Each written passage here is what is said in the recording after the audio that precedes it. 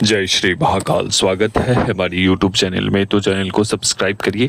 आज हम एक अप्सरा की साधना दे रहे हैं। पुष्प देह अप्सरा, पुष्प देहा अप्सरा इनके नाम हैं और इनकी साधना बहुत ही सौम्य रूप से साधना कर सकते हैं और ये बहुत तीव्र गति से सिद्ध होने वाली साधना है। यह आपको प्राण प्रिय रूप में सिद्ध होने वाली है। कहने का मतलब है कि पत्नी रूप में, प्रेमिका रूप में यह सिद्ध बहुत तीव्र गति से होते हैं। लेकिन इस बात का ध्यान रखें, जो भी व्यक्ति इस साधना को करेगा वह बहुत ही सोच विचार करके करेगा, क्योंकि कोई भी सिद्धि को प्राप्त करने के बाद उससे पीछा छुड़वाना बहुत मुश्किल होता है। ठीक है, क्योंकि आपने उसका आवाहन किया है, बहुत ही मुश्किल से वो छोड़ पाती है किसी भी साधना किए हुए शक्ति को। ठीक है, तो चलो आज हम एक ऐसी साधना बता रहे हैं जो आपको हर एक प्रकार का सुख दे सकती है। हर वो पत्नी का सुख दे सकती है, हर वो पत्नी जो आपके लिए करती है। एक ऐसी अप्सरा, उनकी साधना हम बता रहे हैं। प्रायः आप एक ऐसा वनीय क्षेत्र चुनो जहाँ पर बहुत सारे पुष्प लगे हों, या पुष्प के बागान में जहाँ पुष्प आसपास के माहौल महकता हो, पुष्प से सुगंधित हो, ऐसे क्षेत्र में जाने हैं। वहाँ पर आपको बैठना है। कोई भी आपको माला आपको ले लेनी है। माला आपका स्फटिक हो तो स्फटिक की ले सकते हैं, या नहीं तो कमल गिट्टी की ले सकते हैं। ठीक है, तो स्फटिक सबसे उपयुक्त होगा, लेकिन प्राण प्रतिष्ठित स्फटिक हो, तामसिक क्रिया से वो जागृत किया हो तो तीव्र गति से साधनाएं इससे पूर्ण होती है। यह साधना मात्र 7 दिनों की साधना है, पुष्पदेहा अप्सरा की साधना।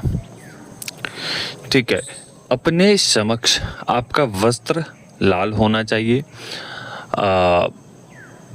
आसन भी आपका लाल होना चाहिए, दिशा आपकी उत्तर होनी चाहिए। रात्रि 10 बजे के बाद आपको बैठने हैं। आपके समक्ष जो अप्सरा गोटिका है वो आपको एक लाल वस्त्र के ऊपर स्थापित करनी है, रखना है।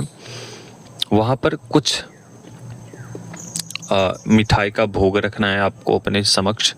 एक दीपक रखने हैं, धूप अगरबत्ती रखने हैं, और एक प्रकार का रक्षा कवच आता है जो नॉर्मल तरीके से आप बना सकते हो, या नहीं तो आप ले सकते हो, मंगा सकते हो हमारे द्वारा।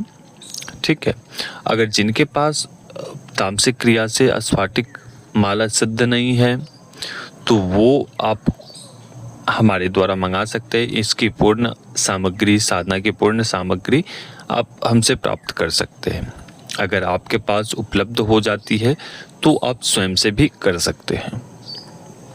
अपने समक्ष रखना है, और मंत्र मैं आपको बताऊंगा व्हाट्सएप के माध्यम से। वहां पर जुड़कर आप उस यक्षिणी की साधना पूर्ण विधान के साथ आप ले सकते हैं। अपने समक्ष वही सामग्री रखना है जो मैंने आपको बताए हैं, वो सभी सामग्री रखकर और अपने साधना को पूर्ण करना है।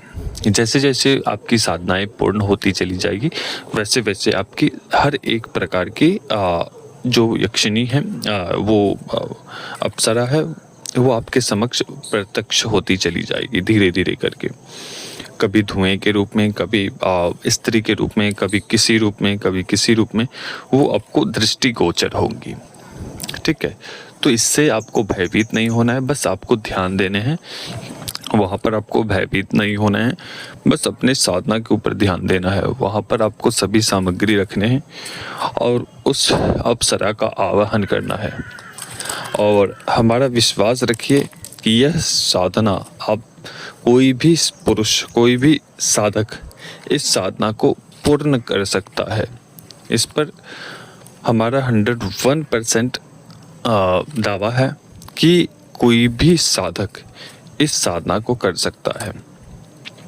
ठीक है, तो अभी तक के लिए अनुमति दीजिए। जय श्री महाकाल, जय महाकाली, जय भैरव।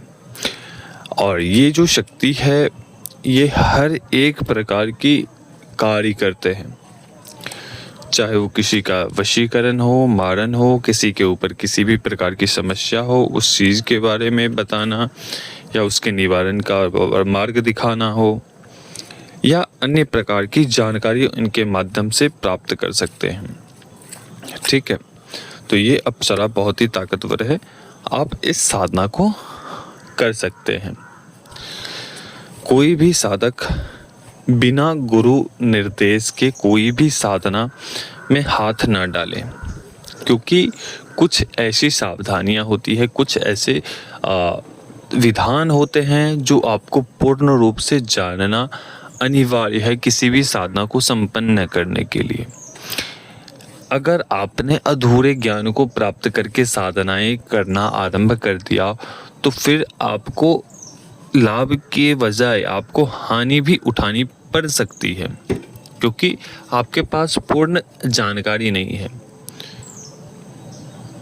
ठीक है, तो इसलिए हम कहेंगे कि आपके पास पूर्ण जानकारी हो तभी कोई भी किसी भी साधना में आप हाथ डालें। तो चलिए अभी तक के लिए अनुमति दीजिए।